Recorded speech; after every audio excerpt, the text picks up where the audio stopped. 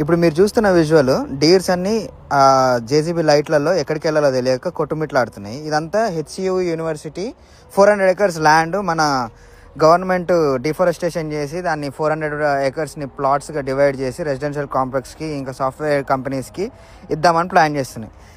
ఒక చెట్టు ఆర్ ఒక ఫారెస్ట్ బిల్డ్ చేయడానికి ఎంత టైం పడుతుంది అనే మినిమం ఐడియా లేకుండా చేసే యాక్ట్ ఇది బేసిక్. మొన్న సీఎం రేవంత్ రెడ్డి మాట్లాడుతూ ల్యాండ్ తెలంగాణ గవర్నమెంట్ ఇది, నేను సుప్రీంకోర్టుతో గొడవపడి తీసుకొని వచ్చినా అంటే ఇక్కడ ల్యాండ్ ఇష్యూ కాదు బేసిక్గా, అక్కడ ఫారెస్ట్ ఉంది, 400 acres ఆఫ్ ఫారెస్ట్. అలాంటి ఫారెస్ట్ నువ్వు బిల్డ్ చేయాలంటే ఎంత టైం పడుతుంది మనకి? ఒక చెట్టు నాటి దానికి నీళ్లు పోయాలంటేనే చేత కాదు ఎవరికి, అలాంటిది మొత్తం ఒక ఫారెస్ట్ని ఒక ఎకోసిస్టమ్ని బిల్డ్ చేయాలంటే చాలా టైం పడుతుంది. ఇప్పుడు అదంతా బాధ. అది వాళ్ళు కట్ చేస్తుంటే పీకాక్స్ అరుస్తుంటే కళ్ళ నుంచి నీళ్ళు ఉన్న చెట్లన్నీ కొట్టేసుకుంటూ పోతే మనకు గాలినిచ్చే ఏదీ ఉండదు, నీడనిచ్చేయడానికి ఏదీ ఉండదు.